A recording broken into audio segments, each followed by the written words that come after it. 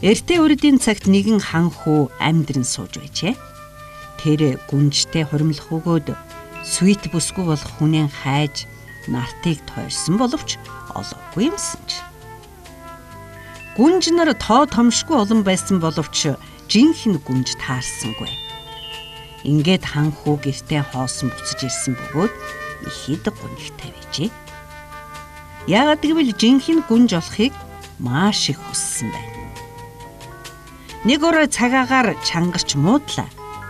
Тэнгэрт цахилгаан цахилж, аянга нижигнэж, бороо хувин гар ус цутгах мэт асгарах нь ямар амар гэж.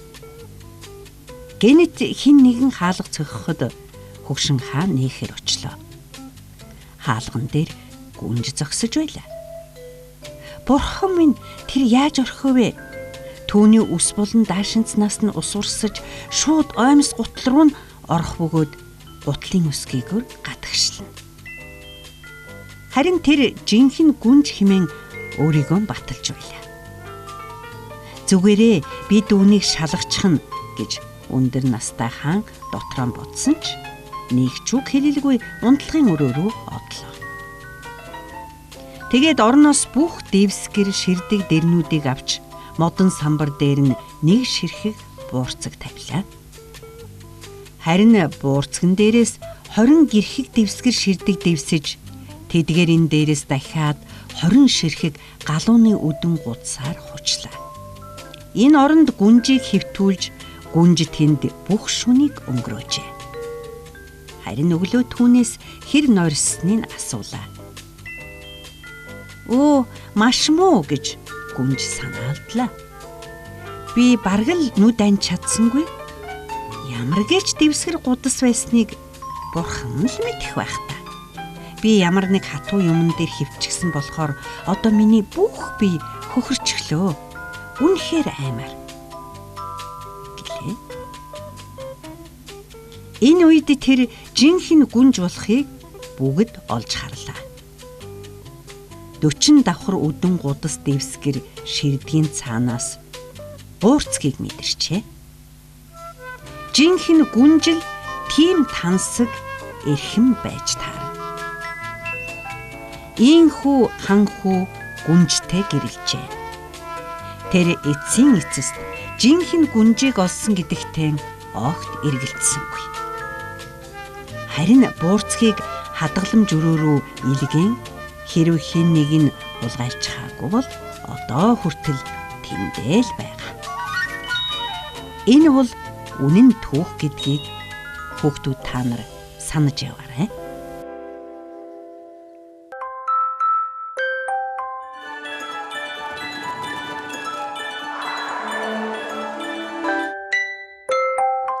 Эртээ үрдийн цагт эхнэр нөхөр хоёр амьдран суудаг байж гин. Тэд хүүхэдгүй бөгөөд бяцхан үртэй болохыг ихэд хүсдэг байлаа. Тэд өөрийн бяцхан байшиндан амьдардаг бөгөөд цонхоор нь үдсгэлэнд цэцэрлэг цэлийх өгөөд өндөр хашаагаар хамгаалагдсан энэ цэцэрлэгт нь хинч орж зүрхэлдэггүй байлаа. Учир нь энэ цэцэрлэгийн эзэн нь эгнэшгүй хараалч нэгэн байж гинэ. Түүнээс хүм бүхэн айж имэн. Агуу хүчтэй гэж хүмүүс ярилцсан. Нэгэн удаа эхнэр цонхны дэргэд зогсож цэцэрлэг рүү шагайвал тэнд жүүслэг ногоон Рапунцель ургасан байхыг олж харжээ. Рапунцель гэдэг нь навчаар нь ногооны зууш хийдэг, үрнээс нь тос шахдаг нэгэн төрлийн ургамал. Тэгээд бүсгүй түүнээс идэж үзмээр санагдаад юур болсонгүй. Энэ хүсэл огт биелэхгүй гэдгийг ойлгохын хэрээр бүр бие нь муудаж гин. Турж цонхигоод ирж гин.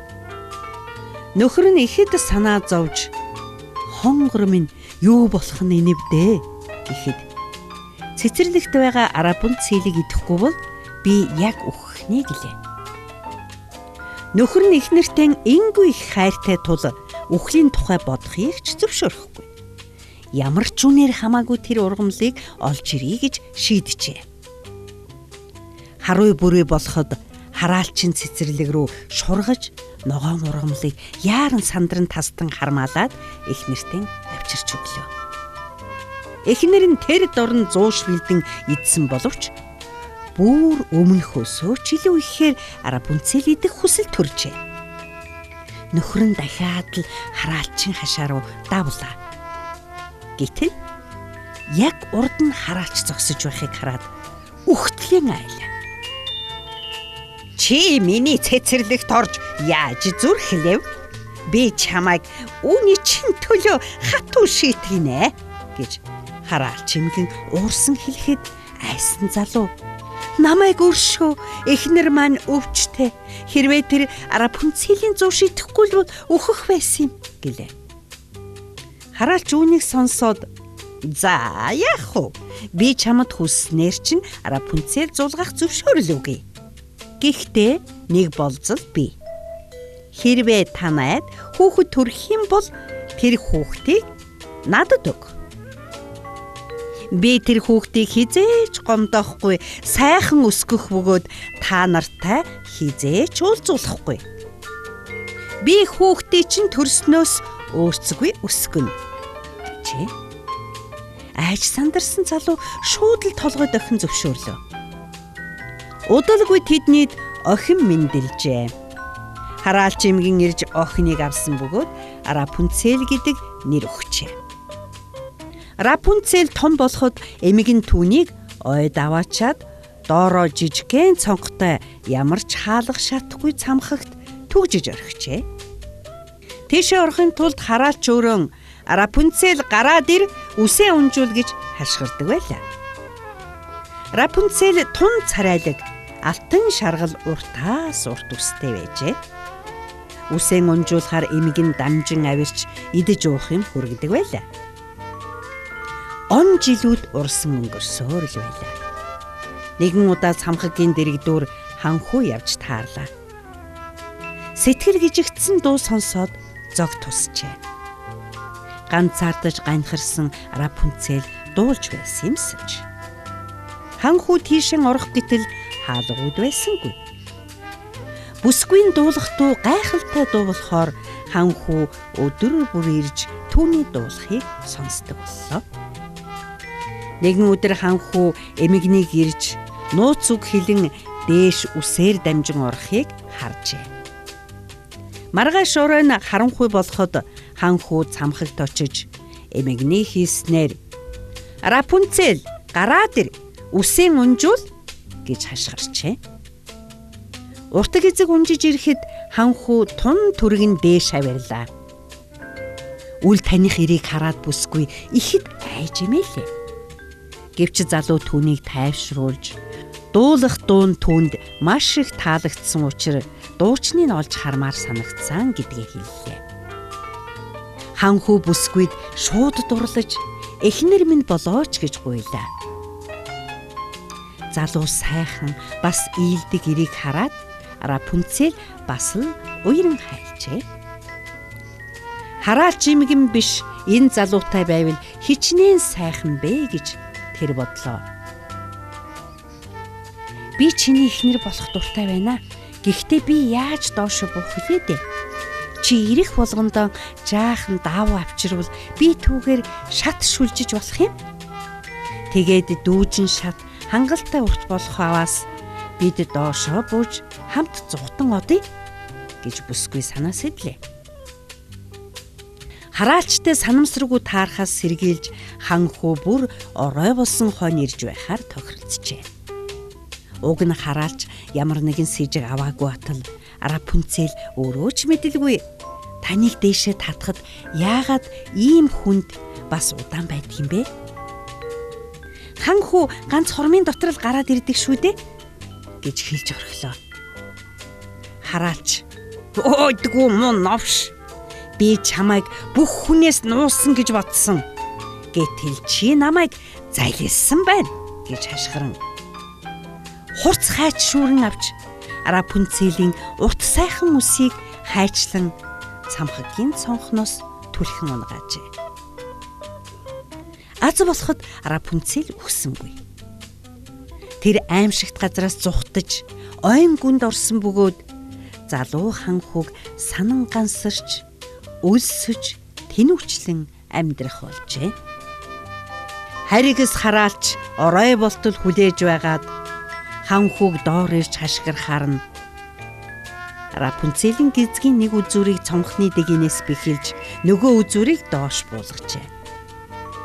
Хан хүү гизгийг дамжин хоромхон зур гарч ирэхэд хорон санаа тэмгэн "Хаа! Чи хайртай бүсгүй дээрин ирсэн үү? Харамсалтай нь тэрэнд байхгүй. Чи Рапунцелийг хизээч олж харахгүй" гэж хашгираад нүдийн сох хатгажээ. Солиотой эмгэнээс айсандан хан хүүд сонгохоор үсэрсэн бөгөөд нохойн хушууны бутан дээр унжээ. Хан хүү амьд үлдсэн боловч юу ч харахаан болсон байна. Бүтэн жил ойгоор хэрэн хисэж Рапунцелийг санаж гашуудсан залуу олдсон юмаа л идэж байлаа. Гэтэл нэгэн удаа хан хүү ойн гүнд явж байгаад танил дуу хоолойгоо олж сонсчээ. Чих 50 тэр зүг хан хүү алхасаар байгаад Рапунцел дээр очижээ. Хан хүүгд өгөж ирэхэд Рапунцел хайртай хүнээ танилаа. Тэгээд тэврэн авч гашуун нулимс унгалаа. Баяр хөөр бас уйтгар гунгийн нулимс хан хүүгийн нүдэн дээр дусахад хан хүү ил бие мэт эргэн хараа орлоо. Хан хүү бүсгүйг өөрийн хаан тулстан авчран гэрэлсэн бөгөөд тэд ихэр хүүхдүүд төрүүлжээ. Аз жаргалтай сайхан амьдарч гинэ.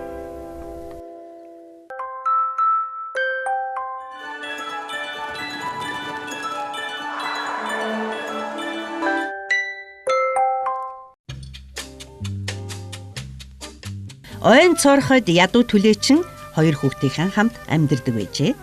Удалгүй түлээчин эхнэр авч дөрвөлэн амьдрах боллоо. Үлсгэлэн ядуу энэ гэр бүл заримдаа зүсэм талахчгүй өдрийг өнгөрөх тул эхнэр нь маш их унд уцдаг байжээ. Тэгээд нэг өдөр эхнэр нөхөртөө "Маргааш энэ хоёр хүүхдийг ойн гүнд аваачиж түүдэг асааж орхив. Тэд буцах замаа олохгүй" гэжээ. Түлээчин хариуд нь "Үгүй ээ, би ийм юм хийхгүй. Зэрлэг араатан ирээд хүүхдүүдийн минь тасар татна шүү дээ" гэтэл "Мөн ч тэнийг юм да. Дөрвөлэн өлсөд үндий чадахгүй эндэн үхэх хэрэггүй" гэж гинэ. Эхнэр байнга үглэж яншин сүулдэ нөхрөө үгэндээ оруулж дөнгөж гинэ. Харин аав ээж хоёрын бүх яриаг ах トゥ хоёр олж сонссон байлаа. Охин дүү "Аха, хоёлоо одоо яах вэ?" гэж уйлахад ах нь "Бүү санаа зовоо. Ах нь яаж игээд өөрсдийг аврах болно" гэж гинэ. Ингээд хүү аав ээж хоёрыгоо унтахаар нь гадагш гарч жижиг цагаан чулуугаар хармаагаан дүүргчээ. Маргааш өглөө нь болж ээж нь ах トゥ хоёрт нэг зүсэм талах өгөөд ойруу түлээнд яваа гэж хэлж гин. Ах トゥ хоёр ээж аавынхаа хамт ойруу яваа замдаа шүн түүсэн цагаан чулуугаа хээндч мэдэгдэлгүй асгасаар л байлаа. Ойн гүнд очоод хүүхдүүд хөвдөнд явж уул овоо шиг овооллоо. Түүдэг гал дүрлзэн асаж эхлэх үед ээж нь "Гал дууртад хэвт. Бид ажлаа дуусгаад ирж авнаа" гэж гин. Ингэж хэлээд аав ээж хоёр нь явжээ. Ах トゥ хоёр түүдгийн дэргэд талхаан эдэн суусаар нэг мэдхнээ унтчихжээ. Нэг сэрвэл харанхуй ойд хоёулах нь байж гин. Охин дүү нь уйлж "Хойгоос яаж гарах вэ?" гэхэд ах "Сарны гэрэл тусаж эхлэхэд хоёулаа замаа олноо" гэлээ. Удалгүй тэнгэрт сар мандахад ах нь дүүгээ хөтлөөд замаар цуулсан цагаан чулуугаан хөөн алхасаар гэртээ ирж гинэ. Хаалга тогшоход ээж нь гарч ирээд "Бүтэлгүй амьтад унтаад ирэхгүй юм байх гэж бодлоо шүү" гэлээ. Эцэг нь харин тун их баярлж гин. Гэвч тэр хүүхдүүдийн ойд орхисондоо маш их ичиж байлаа. Тун удалгүй ядуугийн гачлан дээцэхтэй хүрчээ. Хойд их дахиад л хүүхдүүдийг ойд аваачиж орхиё гэж нөхрөн ятгалаа. Аав нь "Үгүй ээ" гэж хичнээн маргалцсан ч эцэстэн дахиад л их нэртэн бууж өгч гинэ. Ээж аавынхаа яриаг хүү дахин сонссон тул гаднаас чулуу түүхээр бослоо. Гэвч хаалган цоочтой байж гин. Маргааш өглөө болж ээж нь урдын адил ах トゥ хоёрт зүсэм талах өгөөд ойр уу явцгаалаа. Энэ удаа хүү замдан ээжийнхэн өгсөн зүсэм талахыг үерүүлэн асгасаар л байлаа. Аав ээж хоёр нь энэ удаа тэднийг бүр ойн гүнд аваачжээ. Тэгээд мөн л эндээс сууж бай. Ажлаа дуусгаад ирж авна хэмээн хэлээд яваад өгчгэн. Ах トゥ хоёр ганц зүсэм талхаа хувааж идээд дахиад л унтаж гин. Сэрээ тартал ойд дахиад л хоёулахна байж гин. Ахан дүүгэн сар гарахаар гэрлүүгээ дагуулan алхах гэсэн боловч хайсан талхных нь үрмэг олдсонгүй. Учир нь мянган шувууд хүүгийн үер үсэн талхыг хэдийнэ идчихсэн байж гинэ. Ах トゥ хоёр бүхэн шүнжин алгасан боловч гэрээ олсонгүй гин. Харин нэгэн цасан цагаан шувуу олж харжээ. Тун сайхан дуулах тэр шувуу тэд дагаж гүйсээр тун гайхалтай байшинг олж харжээ. Тэр байшинг амттнаар хийсэн байсанд ихэд үлэлсэн ах トゥ хоёр цонх дээвэргээд аль таарлцсан газраас хуулан идэж эхэлж гин. Идэж нэг сэхэ ортол гэр дотроос хөгшин эмгэн таяг тулсаар гарч ирсээр ах トゥ хоёрыг гэртээ орохыг урьж гинэ.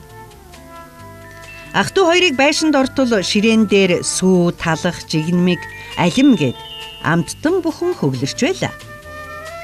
Ах トゥ хоёр цаадтал идэж цэвэрхэн орон дээр унтжээ.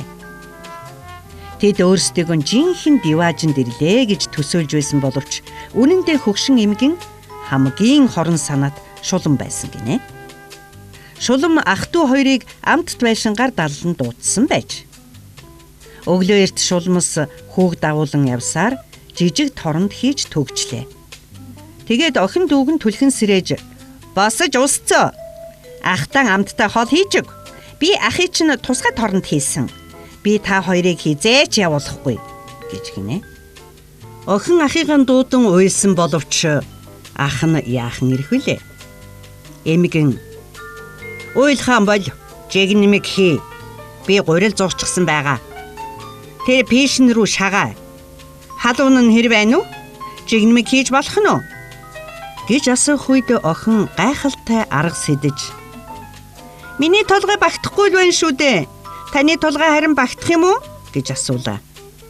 Эмгэн тэнийг амтан багталгүй яах вэ гэд пишн рүү толгойгоо хийж үзүүлэхэд охин хамаг чадлаараа эмгэнийг пишн рүү түлхжээ. Эмгэн пишн рүү орж муухай орилсоор төдөлгүй дуун гархан боллоо. Шуламсыг дарсан охин торыг онгойлгон ах トゥ хоёр баярлан тэврэлджээ. Одоо нэгэнт айх зүйлгүй тул шуламсын гэрийг сонирхож юу байгааг харцгаалаа. Өрөөний үнцэг булан бүрт сувод бусад эрдэн бүхий зөндөөн цүнх харагдана. Хүү охин хоёр эрдний чулуунаас хармаандан дүүрэн чихээд замдан гарчээ. Тэд явсаар ойд ирлээ. Алхах тусам ой улам танил болсоор байсан бөгөөд орой гэхэд ах トゥ ус аавынхаа байшинг олж харжээ. Тэд хар хурдаараа гүйцгэн аавыгаа хүзүүдэн тэврэн авлаа. Хүүхдүүдийн хормоноос асгарсан эрдний чулуу гэрээр нэг дүүрчээ. Ийхүү тэд хоол хүнсэнд санаа зовох хэрэггүй болжээ. Тэд өнөө хүртэл баяр хөөртэй амьдарч байгаа юм гинлээ.